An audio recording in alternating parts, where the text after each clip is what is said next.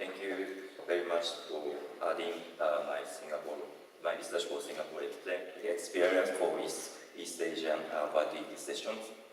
My name is Keita Suga from National Institute of Population and Social Security Research in Japan.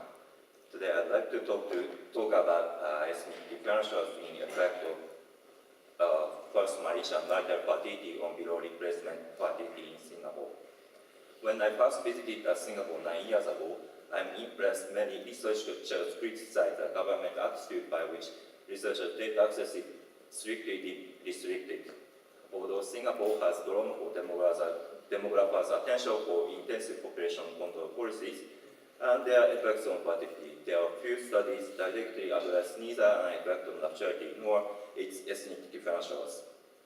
To overcome the data shortage for the decomposition analysis, I developed a numerical model to construct multistate lifetable each year for 1980 to 2015. Although there is a strict time constraint today, I cannot go over the methodological detail.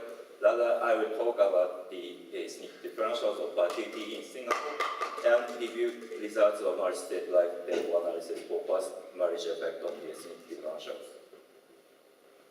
Let me quickly review policy developments. Singapore government started to implement antenatal policies in the 1960s. This antenatal policy remained effective throughout the early 1980s. In 1984, Singapore government introduced policies that intended to raise the fertility of better educated females. From 1987, government added to support for mothers of third and more children by a set of pronatal policy measures. At the same time, all the antenatal policies are gradually abolished.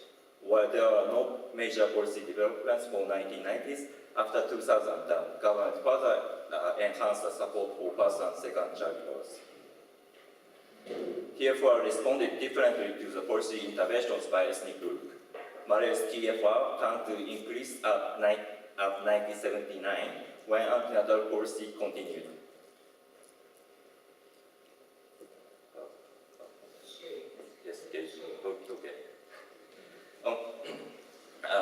On the other hand, Chinese TFR stopped to decline in 1983 when antenatal policy only for highly educated females were introduced. It increased from 1986 to 1988, but declined steadily since the 1990s. Objective of the studies are to examine the pattern and demographic factors underlying the fertility change. Especially, we will analyze the effect of the first marriage on the ethnic differentials of fertility changes. So, multistate life table describes the state distribution at exact age 20 to 50 here. In our case, state is defined by 6 elements: never married, ever married, no child, ever married, 1 child, ever married, 2 children, ever married, 3 or more children, and so on. First, suppose that all women are never married and no child at age 20. When they become age 21, some of them get married at first time, and others stay in the never married state. Some of women stay in never married until age 50. Then we recorded the portion as censored never married state. Same for later states. These movements from a state to other states are described by a state transition rates. So once we set transition rates for age 20 to 49, a revolution of the state distribution for reproduction age follows. I just skip these mathematical details. But after calculating life table functions, we will examine an index called total period average parity, TPAP, which is a weighted sum of a life table function F50 for parity 1 and over, with the number of the parity as a weight. It is a life table measure of a total average number of births, which has an interpretation similar to TFR. That is, a woman in the hypothetical cohort would have at the end of their reproductive age if this hypothetical cohort experienced the age-specific transition rates of a given year. Now the data required for the multi-state life table construction are transition probability for all state transition, each of which is calculated by 2 components. For numerator, the number of first marriage and the number of childbirths by parity are used, and for denominator, female population by the state. For numerator, Demographic events are available from vital statistics. For denominator, female population is available annually, but female population by marriage and childbirth date is available only in the census year. The number of female by state is obtained by the size of female population multiplied by the marriage and childbirth state distribution.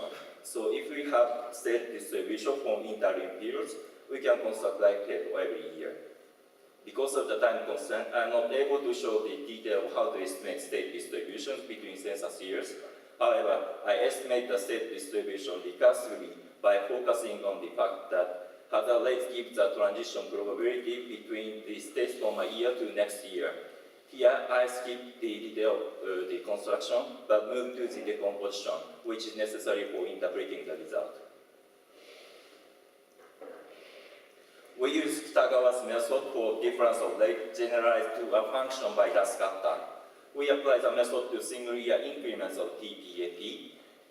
Then we decompose the increment into two factors: the effect of change in the first marriage hazard for the period, capital alpha, and the effect of change in marital childbirth hazard, capital beta.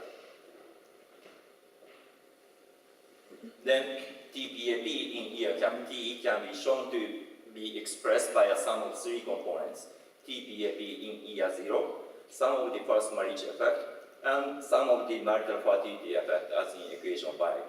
If we eliminate contribution of marital fertility from the equation 5, we have equation 6, and we call TPAP alpha as cumulative effect of first marriage. It is a periodic measure which increases or decreases only in response to the change in the first marriage hazard. Similar for equation 6, if we eliminate contribution of first marriage from the equation 5, we have cumulative effect of marital fertility defined in equation 7.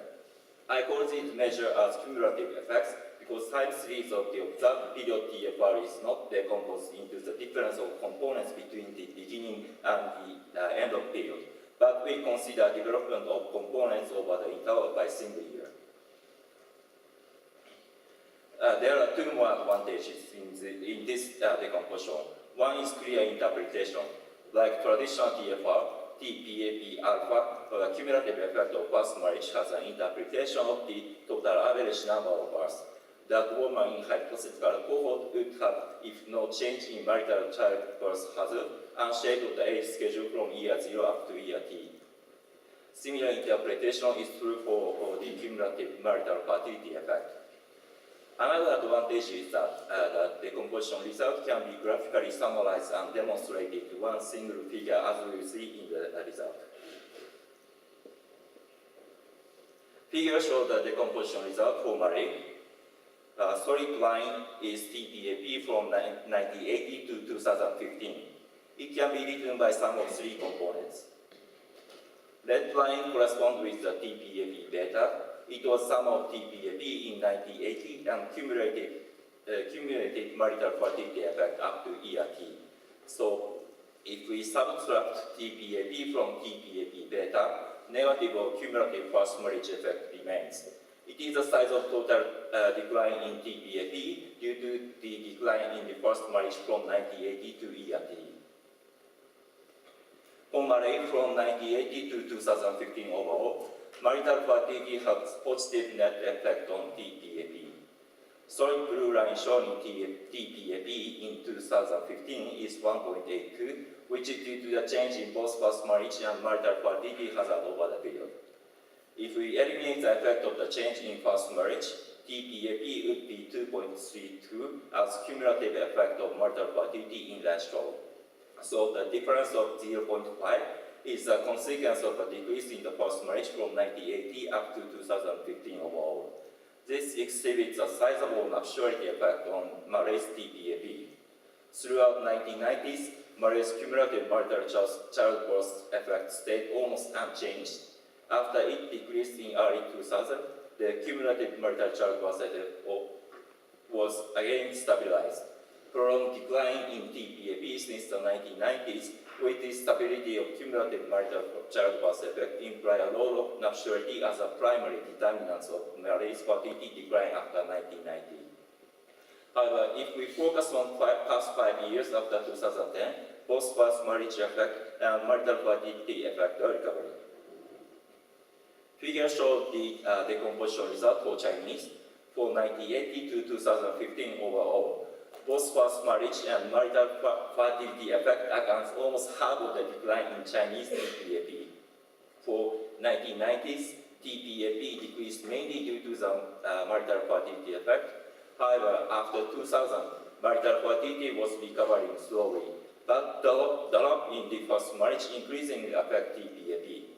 So for Chinese, change in marital fertility affected TPAP severer than effects of change in the first marriage until the late 1990s, while the marriage effect on TPAP were boosted rapidly after 2000. However, if we focus on past 5 years after 2010, first marriage effect was around the same level and marital fertility rate slightly.